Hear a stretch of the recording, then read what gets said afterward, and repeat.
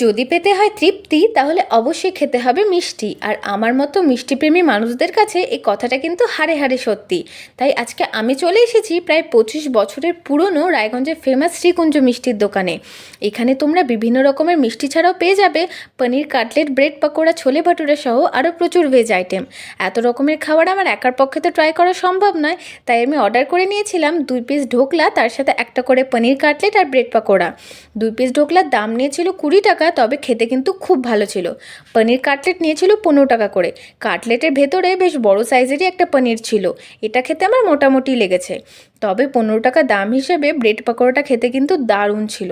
এখানে এসে কোনো মিষ্টি খাবো না তা তো হয় না, তাই আমি 1 পিস অরেঞ্জ রসগোল্লাও নিয়ে নিয়েছিলাম।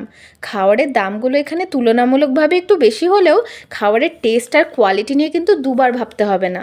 তাহলে আজকের মতো এইটুকুই থাকলো, এরপরে দেখা হচ্ছে নেক্সট মিনি ভ্লগে।